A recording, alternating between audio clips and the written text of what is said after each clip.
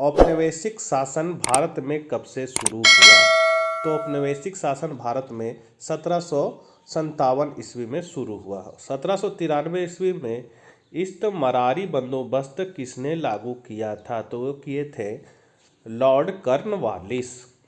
जमींदार क्या थे? तो जमींदार क्या थे? तो इसका आंसर हो जाएगा राजस्व समाहर्ता थे। अगला क्वेश्चन है अमला कौन था? तो इसका आंसर हो जाएगा जमींदार का एक अधिकार था। अगला क्वेश्चन है ब्रिटिश काल में पहला हिल स्टेशन किसे बनाया गया था? तो वो बनाया गया था शिमला को। निम्नलिखित में कौन औपनिवेशिक काल का नहीं है? तो इंडिया गेट औपनिवेशिक काल का नहीं है। शाहजहानाबाद कहाँ था? तो वो है दिल्ली में, दिल्ली हो जाएगा। निम्नलिखित में दिल्ली का कोतवाल कौन था? तो गंगाधर नेहरू। भारत में जनगणना कब नहीं हुई? तो 1993 में नहीं हुई थी। भारत में रेलवे की शुरुआत कब हुई? भारत में जो भी जनगणना होता है वो हर 10 साल में होता है, तो 1993 में नहीं हो सकता है। भारत में रेलवे की शुरुआत कब हुई? तो 1853 ईस्वी में। निम्नलिखित में कौन सा फोर्ट मतलब किला ब्रिटिश काल का नहीं है? तो वो है आपका रेड फोर्ट दिल्ली में। पहला हिल स्टेशन शिमला कब स्थापित हुआ था? तो 1815-16 में। बम्बई की इमारतों में कौन सी शैली नहीं थी? तो इंडो ग्रीक शैली। निम्नलिखित में कौन मिश्रित स्थापत्य शैली थी? तो इंडो सार्वजनिक शैली। निम्नलिखित में कौन महानगर नहीं है? तो आपका इलाहाबाद महानगर नहीं है। मद्रास, कलकत्ता तथा बम्बई तीनों शहरों की एक समान विशेषता क्या थी? तो तीनों शहर मूलतः मत्स्य संग्रहण तथा बुनकरों के गांव थे। शाहजहानाबाद को किसने बसाया था? तो शाहजहां ने। 1857 के विद्रोह के पूर्व दिल्ली के कोतवाल कौन थे? तो गंगाधर नेहरू। अगस्टम क्विकलैंड ने शांति के लिए पहाड़ियों को क्या देना चाहा? मतलब पहाड़ियाँ मुखिया को वार्षिक वेतन देना चाहा था। दामिन ई कोर किसका इलाका था? तो वो है संथालों का। अब वन वर्ड आंसर जो है वो आपका 5 गो रहेगा, एक शब्द में आंसर देने वाला क्वेश्चन। ओमान से क्या लाया जाता था? तो तांबा। मेसोपोटामिया के लेखक मेलुआ को नाविकों का देश कहा जाता है। हड़प्पा के लोग किस देवता की पूजा करते थे? तो रुद्र शिव की। हड़प्पा शहरों की सबसे अनोखी विशेषता क्या है? तो नियोजित जल निकासी प्रणाली। हड़प्पा लिपि किस प्रकार लिखी जाती थी? तो दाएं से बाएं। अब वन सेंटेंस आंसर मतलब एक वाक्य में आपको आंसर देना है, ऐसा क्वेश्चन आपका 5 गो रहेगा। दुर्ते बरवोसा कौन था? तो यह यूरोप का एक प्रसिद्ध लेखक था। इन जुजाई कौन था? इन जुजाई को इन बतूता के सुलेखों को लिखने के लिए नियुक्त किया गया था। फिर है मनसबदारी व्यवस्था क्या थी? तो इसकी शुरुआत अकबर के काल में हुई। यह मुगल प्रशासन का एक सैनिक नौकरशाही तंत्र था। मनसबदार पर राज्य के सैनिक और नागरिक मामलों की जिम्मेदारी थी। अमीन कौन था? तो अमीन एक मुलाजिम था जिसकी जिम्मेदारी यह सुनिश्चित करने की थी कि प्रांतों में राजकीय नियम कानूनों का पालन हो रहा है या नहीं। फिर है जोवानी कारेरी कौन था? तो यह एक इटली का यात्री था जो 1690 ईस्वी में भारत आया था। अब शॉर्ट आंसर जो है वो 3 क्वेश्चन रहेगा, आपको बनाना रहेगा 2। बाबर द्वारा वर्णित सिंचाई व्यवस्था का वर्णन कीजिए। तो पहला है कि बाबरनामा के अनुसार यहाँ की सर्वाधिक बस्तियाँ मैदानी भागों में बसी है और वहाँ के फसलें और बागान खूब दिखाई देते हैं। सिंचाई की कोई व्यवस्था नहीं है और कृषि पूरी तरह वर्षा जल पर निर्भर करती है। दूसरा पॉइंट है बाबर के अनुसार शरद ऋतु और बसंत ऋतु की फसलें बिना पानी के तैयार हो जाती है, फिर भी छोटे पेड़ों तथा बाल्टियाँ या रहट के द्वारा पानी पहुँचाया जाता है। तीसरा है लाहौर, दीपालपुर आदि जगहों पर रहट के द्वारा सिंचाई करते हैं। बाबरनामा में रहट की रचना आधुनिक रहट के समान ही बताई गई है। शायद उस समय लोहे की चेन के स्थान पर रस्सी का प्रयोग किया जाता था और लोहे की बाल्टी के स्थान पर घड़ों का। अगला क्वेश्चन है हिंदुस्तान में बस्तियां और गांव दरअसल शहर के शहर एक लम्हे में ही वीरान हो जाते हैं और बस भी जाते हैं। मतलब हिंदुस्तान में जो बस्ती है जल्दी से बस भी जाता है और जल्दी से वीरान भी हो जाता है। ऐसा काहे होता है? तो बाबरनामा के इस कथन को समझाइए। तो इसका आंसर है कि बाबर ने लोगों की स्थानांतरित या झूम कृषि की ओर संकेत किया है। दूसरा, उसने बताया कि बस्तियां, गांव और शहरों के निवासी नए नए स्थानों को आबाद करते हैं और शीघ्र उन्हें त्याग कर दूसरी जगह बस जाते हैं। तीसरा, उसके अनुसार लोग कहीं भी तुरंत बस जाते हैं और आवश्यक वस्तु का प्रबंध कर लेते हैं। तीसरा, पानी के लिए लोग तालाब बना लेते हैं और रहने के लिए घास फूस की झोपड़ी बना लेते हैं।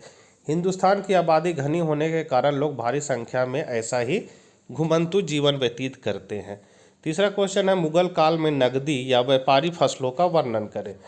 तो पहला पॉइंट इसका हम लोग रखेंगे, मुगल काल में खाद्यान्न फसलों पर जोर दिया जाता था, परंतु नकदी फसलों की भी खेती की जाती थी। प्राप्त इन्हीं स्रोतों ने इसे जिन्स ए कामिल मतलब सर्वोत्तम फसलें कहा गया है। नकदी फसल मतलब होता है जिसका उद्देश्य हम लोग व्यापार व्यवसाय करने के लिए करते हैं, जैसे आपका गन्ना हो गया, तंबाकू हो गया, नील हो गया। दूसरा पॉइंट है, मुगल राज को नकदी फसलों से अधिक राजस्व की प्राप्ति होती थी, अतः ऐसी फसलों की खेती को बढ़ावा दिया जाता था। तीसरा है, गन्ना और कपास ऐसी मुख्य फसलें थी। मध्य भारत और दक्षिणी पठार में बड़े क्षेत्र में कपास उगाई जाती थी, जबकि बंगाल के गन्ना उगाया जाता था। चौथा है, कई राज्यों में तिलहन और दलहन की भी खेती की जाती थी, ये भी नकदी फसलें थी। अब अगला है लॉन्ग टाइप आंसर, ये आपका 2 क्वेश्चन रहेगा, बनाना रहेगा आपको 1। मुगल काल में जमींदारों की स्थिति का वर्णन करें। तो जमींदार और उसके वर्ग, तत्कालीन इतिहासकारों और अबुल फजल के लेखों से प्रतीत होता है कि भारत में व्यक्तिगत स्वामित्व की प्रथा बहुत पुरानी थी। कालांतर में भूमि स्वामित्व संबंधी कई कानून भी बने।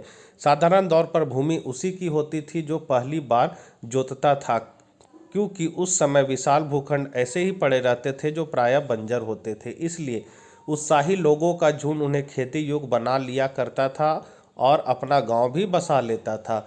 वही लोग उस जमीन के मालिक बन जाया करते थे।